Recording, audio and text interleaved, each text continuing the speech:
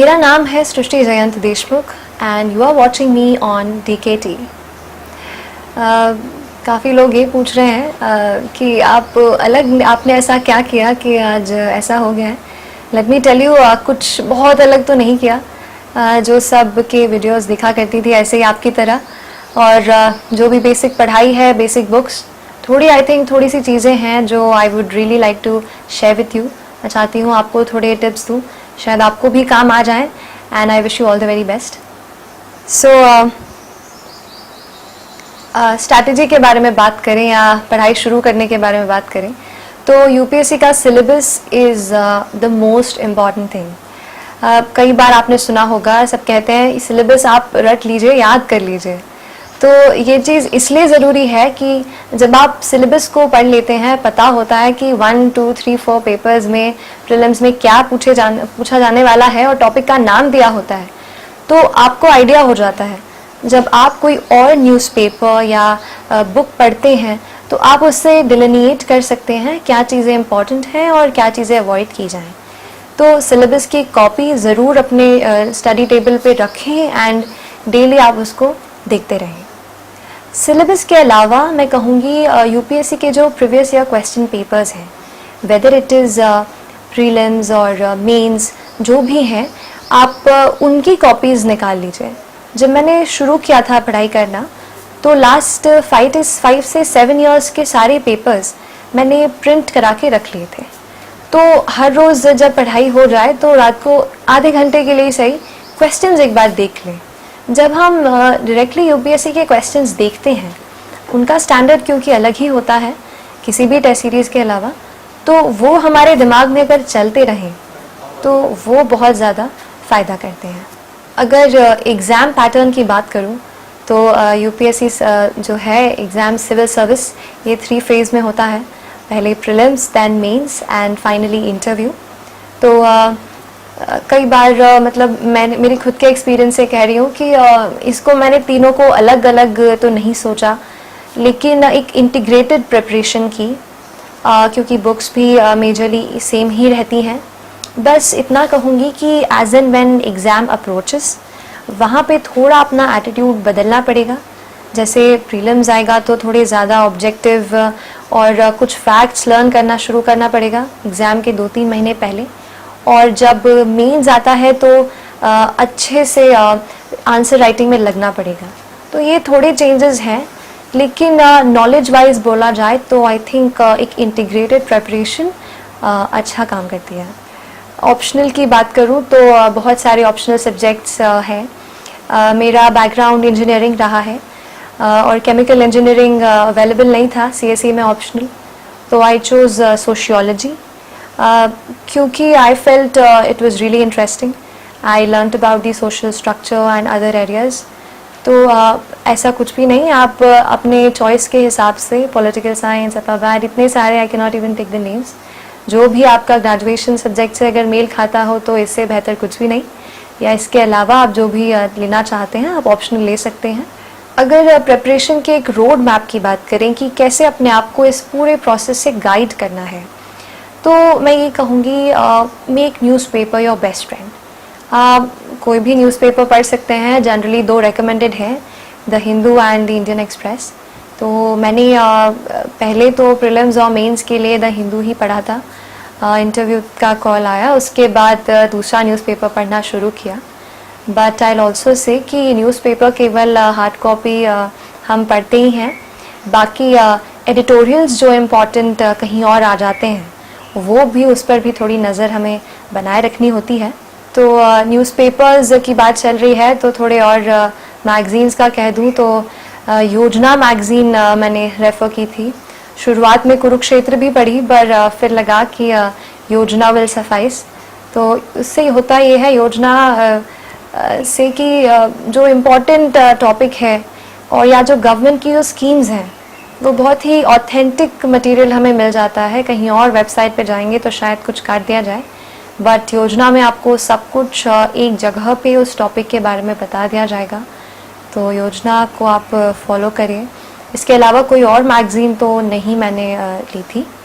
अगर current affairs की बात करूं तो ये कहूँगी कि न्यूज़पेपर तो हम पढ़ ही रहे हैं, इसके अलावा कुछ ऐसे सोर्सेज जो मैं बताना चाहूँगी। करंट अफेयर्स पे ज़्यादा इसलिए फोकस कर रही हूँ क्योंकि मेरा प्रेपरेशन का एक, जैसे मैं 2 पिलर्स कहती हूँ, एक तो करंट अफेयर्स, दूसरा टेस्ट सीरीज़। तो एक जो पिलर है करंट अफेयर्स, उसी से बेस होके आपकी बाकी की प्रिपरेशन बहुत हो जाती है। जैसे मान लीजिए, I give you an example, आपने हिंदू पेपर पढ़ा, कहीं आपको लगा कि this animal is being poached somewhere and the authorities have caught the poachers. So either you can make a note of it that animal poaching has happened, या तो आप इसको थोड़ा और नेक्स्ट लेवल पे ले जाएं एंड थोड़ा क्यूरियस हो। Note down the name of the animal, what is the IUCN status of that animal, कौन से नेशनल पार्क में है और वो कौन सा स्टेट है जिसकी नेशनल पार्क की हम बात कर रहे हैं। फिर पता कर लीजिए उस स्टेट में और कितने नेशनल पार्क्स हैं। तो वो एक छोटी सी न्यूज़ से आपका एनवायरनमेंट का सेक्शन थोड़ा सा आज उस दिन कवर हो जाएगा। ऐसा करंट अफेयर्स बेस्ड स्टडी कीजिए कि जो भी आपको एडिटोरियल भी मिल रहा है, मान लीजिए लास्ट ईयर थोड़ा साइमल्टेनियस इलेक्शन को लेकर के बहुत सारे आर्टिकल्स आए, तो साइमल्टेनियस इलेक्शन एक बार आपने पढ़ लिया, ठीक है, कोई कह रहा है बहुत अच्छी बात है, कोई कह रहा है नहीं इतना नहीं है, पॉसिबल नहीं हो पाएगा। तो ज़्यादा से जैसे हम 3-4 उस पर आर्टिकल्स पढ़ लें, उसके बाद खुद की एक कॉपी बनाइए। मैंने ये किया कि एक अपना रजिस्टर बना लिया, जो भी एडिटोरियल्स मुझे लगते थे ये टॉपिक्स इम्पॉर्टेंट हैं और समझ आ जाता है, बार बार उस पर आर्टिकल्स आते हैं, तो वो एडिटोरियल का खुद मैं अपने हिसाब से उसको अपने कॉपी में नोट कर लिया करती थी। हाँ, इसको लेके थोड़ा रहता है कि क्या खुद की लैंग्वेज में लिखें या वही लैंग्वेज लिखें। तो इस पे एक टिप दूंगी कि अगर कोई लाइन आपको बहुत अच्छी लगती है, काफ़ी इम्पैक्टफुल लगती है, तो उसका वैसे के वैसे ही नोट करो। हमारा दिमाग ऐसा है, पढ़ते हम ये हैं, एग्जाम में लिख के कुछ और आते हैं। रिफाइंड रहती है लैंग्वेज, लेकिन वहाँ पे थोड़ी ख़राब हो जाती है। इसीलिए रिफाइंड चीज़ ही कॉपी में नोट करें, क्योंकि डेफिनेटली अगर आप उसको पढ़ेंगे, एग्जाम में लिखेंगे, तो थोड़ा बहुत चेंज आ ही जाएगा। आंसर राइटिंग की भी बात करूँगी, तब इसके बारे में थोड़ा और बताऊँगी। तो आई टॉक्ड अबाउट न्यूज़पेपर्स और ऑनलाइन। तो ऑनलाइन आती हूँ, थोड़ा सा PIB जो है उसका टच अच्छा है। PIB के ऑल सारे जो फीड हैं उसको सब्सक्राइब कर लीजिए, सारी मिनिस्ट्री की आपको नोटिफिकेशन मेल पे आती रहेंगी। ये एक बात है इसमें कि PIB में काफ़ी सारी न्यूज़ आती है, कुछ इम्पॉर्टेंट है, कुछ नहीं। अगर आपको स्टेटिस्टिक्स बताई जाएं, जैसे मान लीजिए आयुष्मान भारत स्कीम है, उसका बता रहे हैं कि इतने स्टेट्स ने ज्वाइन किया, ये सब, तो ये चीज़ें इम्पॉर्टेंट है। ये PIB आपको जल्द से जल्द और ऑथेंटिक मटेरियल देगा, लेकिन फ़िल्टर करने की भी ज़रूरत है। अगर कोई चीज़ आपको लगती है कि नहीं है, तो ये चीज़ जैसे मैं कह रही थी, सिलेबस और प्रीवियस ईयर पेपर्स ये आपको बताएंगे कि क्या आपको छोड़ना है क्या नहीं। PIB के अलावा अगर ऑनलाइन सोर्स की बात करूं, तो Rajya Sabha TV comes as a very handy resource. Rajya Sabha TV का इसलिए नाम ले रही हूँ क्योंकि the big picture I have been, मतलब वो एक ऐसा था कि जो भी टॉपिक था sir used to cover it really well. एक अनबायस्ड पर्सपेक्टिव मिल जाता है और दूसरे सोर्सेस के बजाय, और एक थोड़ा कॉम्प्रिहेंसिवली टच हो जाता है। वहाँ से RSTV से आप कोई टॉपिक पकड़ लें, मान लीजिए वो किसी के बारे में बात करें, फिर अगर आपको लगता है कि वो टॉपिक इम्पॉर्टेंट है, तो उसके बारे में आप और नेट पे पढ़ सकते हैं। UPSC के प्रीलिम्स के लास्ट ईयर के पेपर को देख के थोड़ा सा ये लगा कि डायनामिज्म ज़्यादा आ गया है, थोड़ा क्यूरियस होना पड़ेगा। तो कहीं जैसे इंडेक्स, जैसे लास्ट ईयर आया था कि रूल ऑफ लॉ इंडेक्स कहाँ पे किसका है, तो I could eliminate the rest of the options. भले ही मुझे वो उसका नहीं पता था, वर्ल्ड जस्टिस प्रोजेक्ट, लेकिन आई कुड एलिमिनेट। तो वो चीज़ पॉसिबल इसलिए हो पाई क्योंकि थोड़ा इंडेक्सेस का एक नोट बना के रख लिया था। जहाँ पे भी कोई इंडेक्स छपता था कि ये कहाँ इंडेक्स में इंडिया का इतना रैंकिंग है, उसको नोट कर लिया कॉपी में। तो even if you don't continuously revise, फिर भी आप नोट कर लेते हैं, एक बार देख लिया, नज़र से ऐसे डाल लिया, तो कहीं ना कहीं it will stick to your mind, और जहाँ उसकी ज़रूरत होती है वो आ जाता है दिमाग में। जैसा मैं आर्टिकल्स की बात कर रही थी न्यूज़पेपर्स में, तो केवल एक न्यूज़पेपर नहीं, मतलब एक न्यूज़पेपर तो पूरा पढ़ें। बट ये कहूँगी कि ऑनलाइन जैसे कुछ इम्पॉर्टेंट आर्टिकल्स, बहुत सारी वेबसाइट्स हैं जो डेली बेसिस पे आपको देती हैं, वो आर्टिकल बस आपने पढ़ लिए तो थोड़ा आइडिया हो जाएगा। जैसे इस एग्ज़ाम के दो स्टेप्स हैं। वन थिंग कि आप नॉलेज गेन करते हैं, सेकेंड थिंग आप लिखते हैं एग्ज़ाम में या पेपर अटेम्प्ट करते हैं, तो दोनों के लिए बराबर फोकस की ज़रूरत है। जैसा अभी बताया कि नॉलेज कैसे गेन करना है, लेकिन पेपर अटेम्प्ट करते वक्त या क्या क्या कुछ डिफरेंट कर सकते हैं उसके बारे में थोड़ा बताती हूँ। अगर जनरल स्टडीज़ की कुछ स्पेशल स्ट्रैटेजी की बात करूँ तो जैसा मैंने कहा करंट अफेयर्स रहा ज़्यादातर, पर कुछ पेपर्स जैसे हमारे हैं GS1 जहाँ पे हिस्ट्री है, ज्योग्राफी है, काफ़ी स्टैटिक सा पार्ट है, तो वहाँ पे तो बुक्स डेफिनेटली पढ़नी पड़ेंगी। और कुछ और जैसे पेपर 4 है एथिक्स, तो उसके लिए तो आपको डेफिनेशंस वगैरह करनी पड़ेंगी। I talk about that in detail now.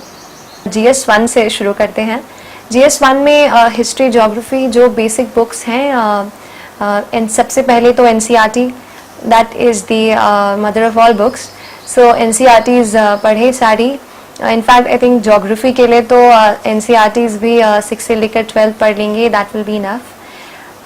History के लिए भी NCERTs I will say, like modern India जैसे, उसके लिए आप थोड़ा रेफरेंस बुक्स जैसे स्पेक्ट्रम की जो किताब है वो रेफ़र कर सकते हैं।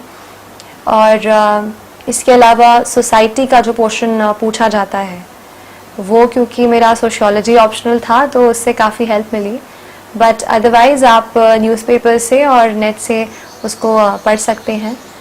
I will come to the other part जो वो है अर्बनाइजेशन और इंडस्ट्रियलाइजेशन से, अर्बनाइजेशन स्पेशली से रिलेटेड जो टॉपिक्स हैं, that too are very dynamic. तो स्कीम्स को ट्रैक करते रहिए, जो भी नई स्कीम्स आ रही हैं, जैसे स्मार्ट सिटी था तो उसके क्या क्या सेगमेंट्स हैं वो थोड़े पढ़ लिए थे मैंने, वैसे ही उसके अराउंड स्टडी। मतलब एक छोटा सा ये है कि एक टॉपिक पकड़े, उसको थोड़ा 360 साइड से कवर करके रख दीजिए। नोट्स पे आती हूँ तो मेरा ऐसा था कि खुद के नोट बनाना ज़्यादा मैं प्रेफर करती थी, and that too in a hard copy. I think it comes to different persons a different view. बहुत लोग डिजिटल भी रखते हैं, बट आई फेल्ट कि paper pen was the best. तो अपने खुद नोट्स बनाइए, उससे होता है आप खुद वो इन्फॉर्मेशन एक बार प्रोसेस कर लेते हैं दिमाग में, तो ज़्यादा ध्यान भी रहता है। और जब आप खुद की राइटिंग की चीज़ पढ़ते हैं तो मुझे ऐसा लगता है कि ज़्यादा अच्छे से समझ आता है। थोड़ा आंसर राइटिंग के बारे में बताना चाहूँगी। एक छोटा सा ऐसा पर्सपेक्टिव लेते हैं कि जब हम आंसर्स लिखते हैं वहाँ पे 50 पेजेस जो भी हमें मिलते हैं, तो वो हमारी एक स्क्रिप्ट, जो हमारे एग्जामिनर्स हैं उनके लिए तो बस एक स्क्रिप्ट होती है, एक शीट्स ऑफ पेपर होते हैं, बंडल, बट उनके लिए, बट हमारे लिए वही सब कुछ होता है जो हमारा उनके सामने रिप्रेजेंट हमारा पूरा नॉलेज है। तो कोशिश ये करनी है कि जो भी आप लिख कर आते हैं एग्ज़ाम में उसको बेस्ट वे में लिखना है, ताकि एग्जामिनर से हाफ या 1 मार्क एक्स्ट्रा हर क्वेश्चन में स्टील कर सके। इसके लिए मैंने कोशिश की कि हर क्वेश्चन में कुछ एक्स्ट्रा पॉइंट्स, जैसे कि कोई फैक्ट कहीं पढ़ा हो, इतना % लोग हैं, इतना % कुछ भी ऐसा, या कहीं पढ़ा हो कि इतने ये वाले इंडेक्स में India got this ranking, you can start your answer from that, और यू कैन मेंशन इट, कहीं पे आप मेंशन कर दीजिए इसको पूरे आंसर में। तो एक ये हो गया। इसके अलावा जो हमारी रिपोर्ट्स होती हैं, कमिटी की रिपोर्ट्स आती हैं, जैसे last year question was on the report on privacy, so Shri BN Shri Krishna जो जस्टिस हैं उनकी रिपोर्ट है, वो आप मेंशन कर दीजिए। तो ये जो है एक एक दो आपको एक्स्ट्रा पॉइंट्स मेरे ख्याल से मिल सकते हैं। इसके अलावा मैंने कोशिश की थोड़ा सा एक ड्राइंग या थोड़ा सा फ्लो चार्ट जैसा कुछ अगर कहीं ड्रॉ कर पाई आंसर्स में, तो वो मैंने ड्रॉ किया। और इसके लिए ना थोड़ा प्रैक्टिस कीजिए हर रोज़। इंडिया का मैप की 15 सेकेंड्स 30 सेकेंड्स में बन जाए, उससे होता ये है कि कुछ लोकेट करने का अगर चांस मिल जाए आंसर्स में, तो जल्दी से एक छोटा सा मैप बना दिया with a pen and locate करके बता दिया, थोड़ा डायग्रामेटिक भी रिप्रेजेंटेशन हो जाएगा। बस यही है कि अपना आंसर थोड़ा कैची लगेगा, थोड़ा अलग दिखेगा, अभी मार्क्स तो नहीं पता चले हैं मुझे, बट प्रॉब्ली उससे थोड़ा अच्छे मार्क्स आएंगे. Now I come to essay and ethics. Essay and ethics is considered to be something different than the whole thing, क्योंकि सिलेबस एसे का कहीं तो पूरा ही है और ethics has a different domain of its own. So ethics का if I talk to you, एक इंटायरली डिफरेंट सब्जेक्ट है. उसमें 2 पार्ट्स आ जाते हैं. मैंने उसको 2 पार्ट में जैसे ऑलरेडी वो डिवाइडेड है. एक आता है हमारा जो डेफिनेशनल पार्ट है, थोड़ा सा थ्योरेटिकल पार्ट है. इस बार भी बहुत सारे ऐसे कोटेशंस पूछे थे जिन पे कमेंट्स मतलब उन्होंने पूछा था डिस्क्राइब दिस, एनालाइज दिस, तो एक ये हो जाएगा. और दूसरा जो सिचुएशनल बेस्ड क्वेश्चंस यानी केस स्टडीज़ आती हैं. केस स्टडीज़ के लिए एक तो है कि जनरल जो हम पढ़ते रहते हैं पूरे एग्ज़ाम के लिए, उससे आपको एक फेयर आइडिया होगा. बाकी आप केस स्टडीज़ की प्रैक्टिस कर सकते हैं. काफ़ी सारी बुक्स, नोट्स अवेलेबल हैं. उससे केस स्टडीज़ पढ़ सकते हैं और अपने वर्ड्स में उसको आंसर करने की कोशिश कर सकते हैं. बाकी जो स्टैटिक पार्ट है डेफिनेशन का, उसके लिए मैंने ये किया कि बहुत ही छोटे से शॉर्ट नोट्स बना लिए. बड़ी बड़ी डेफिनेशन नहीं याद रहती थी, तो हर एक टर्म का, इंटेग्रिटी हो गया, डिसिप्लिन, कुछ भी ऐसे वर्ड्स जो हैं हमारे लिए बहुत इंपॉर्टेंट हैं जो सिलेबस में ही मेंशन्ड है, उन वर्ड्स को आप ऐसा सर्च करके कोई अच्छी डेफिनेशन उस पर मिल जाए, छोटे से नोट में उसको शॉर्ट नोट्स की तरह रख लीजिए. इनफैक्ट एग्ज़ाम में अंदर जाते के लिए तक भी मैं उसको एक बार देख रही थी, तो क्योंकि वो ज़्यादा मुझे याद नहीं हो पाए थे. तो शॉर्ट नोट्स आपका वहाँ काम आएंगे आपको जब उनकी बहुत ज़्यादा ज़रूरत होगी. Coming to essay, essay is something I kept writing essays. करीब करीब लिख लिए थे 20 एक essays, लेकिन शुरू में बहुत अच्छा था कि ठीक है, I got good feedback as well, but बाद में थोड़ा सा I was struggling with it. तो उस पर थोड़ा सा एक फ्रेमवर्क बनाया था, वो मैं आपके साथ शेयर करना चाहूँगी. इंट्रोडक्शन पे मुझे काफ़ी दिक्कत आती थी कि ऐसे को शुरू कहाँ से करना है, तो उसके लिए कुछ पॉइंटर्स दिमाग में रख लीजिए. जैसे कि सबसे पहले बता देती हूँ, ए से है इसलिए I start with that. Anecdote, I was not personally really good in that, लेकिन बहुत लोग के मैंने एसेज पढ़े हैं जो एनेक्डोट से स्टार्ट करते हैं and that really puts the essays in a really good mood. तो अगर आप एनेक्डोट शेयर कर सकते हैं, कहीं कुछ पढ़ा हो, कोई पर्सनल एक्सपीरियंस हो, उसे लिख सकते हैं. एनेक्डोट नहीं भी है तो सिंपल और भी चीज़ें हैं जिससे हम इंट्रोडक्शन कर सकते हैं. एनेक्डोट के अलावा you can start with a coat.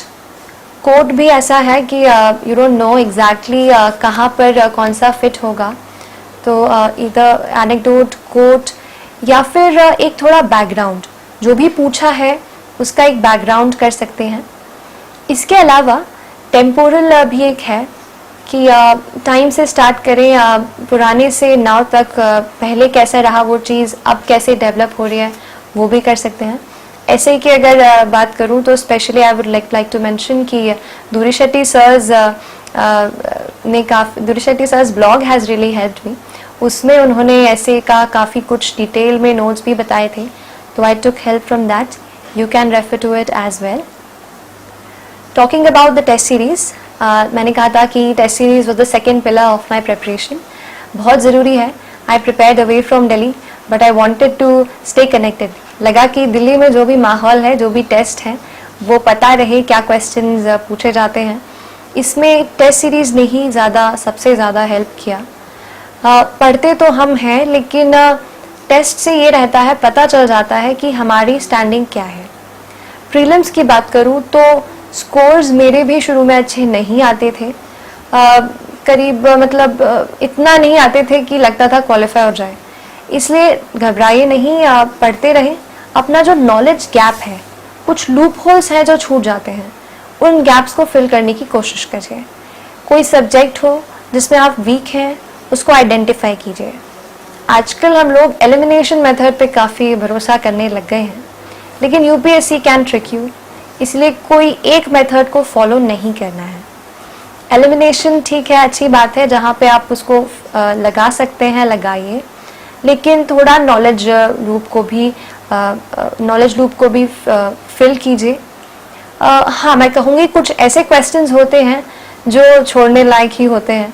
तो you should know those questions which you can leave. ज़्यादा स्कोर के लिए आप अपने नेगेटिव ना कराएं। मैंने काफ़ी नेगेटिव से स्ट्रगल किया था और जो मैं अटेम्प्ट भी दिया इस साल उसमें भी मैंने काफ़ी नेगेटिव किए हैं, ऐसा मुझे लगता है।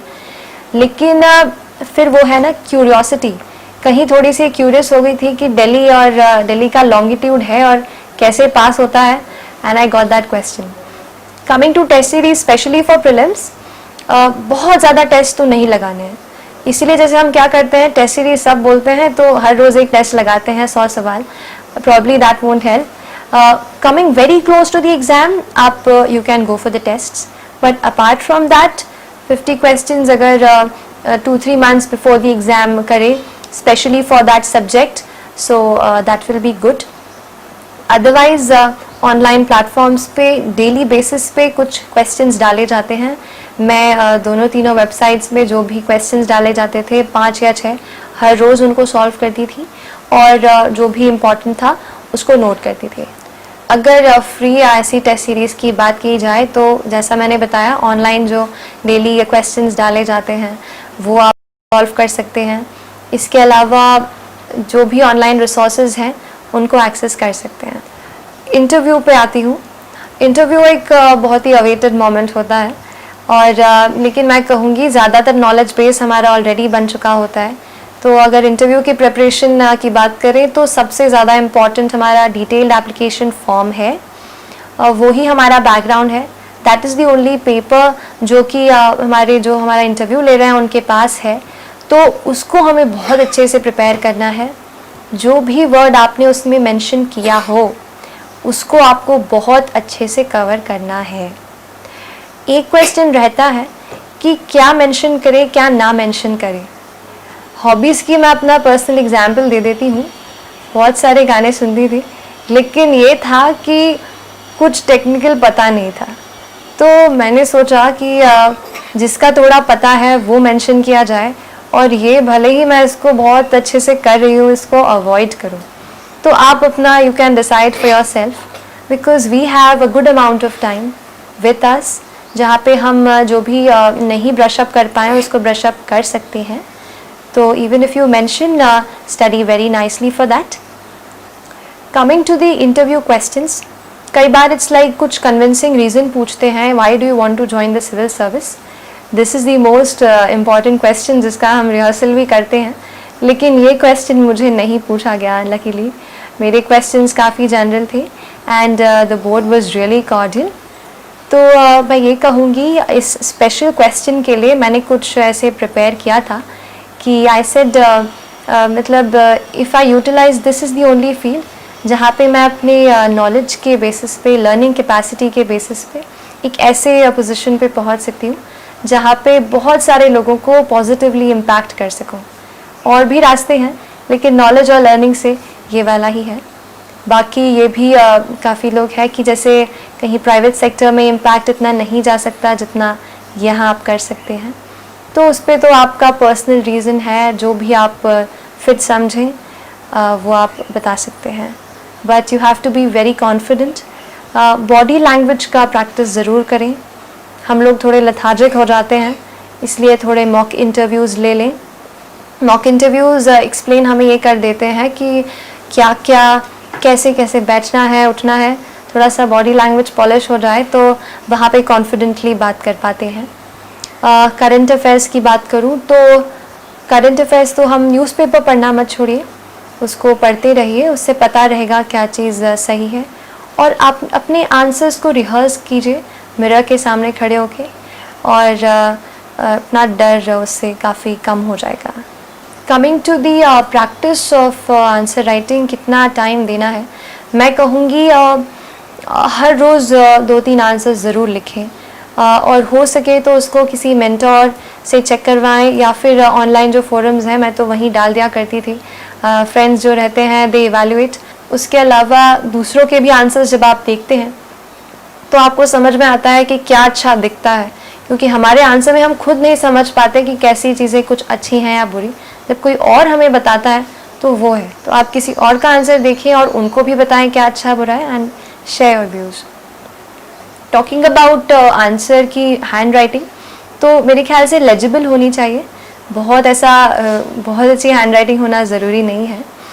एंड पॉइंट्स या पैराग्राफ्स वाला जो क्वेश्चन हमें रहता है कि पॉइंट्स में लिखें या पैरा में, तो it depends on the question की नीड पे है।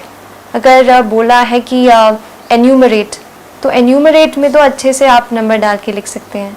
कई और ऐसी चीज़ें हैं जिसमें लगता है कि पॉइंट्स हमारे पास हैं, हम ऐसे फ्रेमवर्क्स बनाते हैं जैसे सोशल, इकोनॉमिक, पॉलिटिकल, जो भी है एनवायरमेंटल, लीगल, ऐसे थोड़े पॉइंटर्स बना के भी लिख सकते हैं। या फिर जिसमें आपको लगता है कि आपको पैरा में बताने की ज़रूरत है, कोई डेफिनेशन आप एक्सप्लेन कर रहे हैं, तो पैराग्राफ्स को यूज़ कीजिए। आंसर राइटिंग में एक और चीज़ जो मैं पहले बताना भूल गई थी, मैंने थोड़े फ्रेमवर्क्स का यूज़ किया। जैसे मान लीजिए कंक्लूजन की बात है, तो कंक्लूजन में अगर कोई फ्रेमवर्क आप ऑलरेडी सोच के जाएं, तो वहाँ पे लिखना आसान हो जाता है। देर आर सर्टन कीवर्ड्स जो काफ़ी काम आते हैं, जैसे ease of living, ease of doing science. ये चीज़ें आपको बजट और इकोनॉमिक सर्वे से मिलेगी।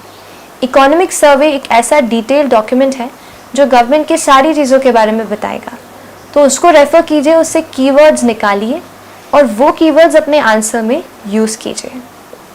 फ्रेमवर्क्स की बात करूं तो फ्रेमवर्क्स पे ऐसा कुछ कर सकते हैं जैसे न्यू इंडिया 2022, ये एक अच्छा कंक्लूजन फ्रेमवर्क है।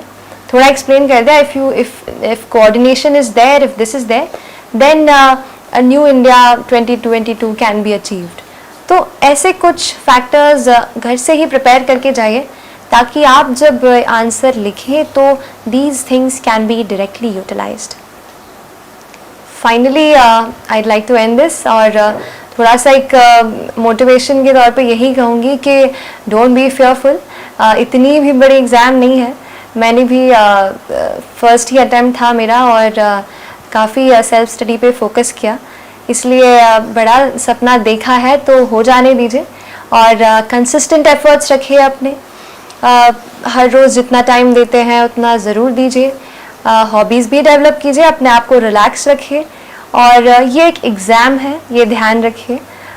पूरी लाइफ बहुत अलग और बड़ी है, इसलिए एक एग्ज़ाम की तरह रखिए, डिवोटेड रहिए, डिसिप्लिन रहिए, and I am sure you will get through. So all the very best to all the viewers, thank you so much.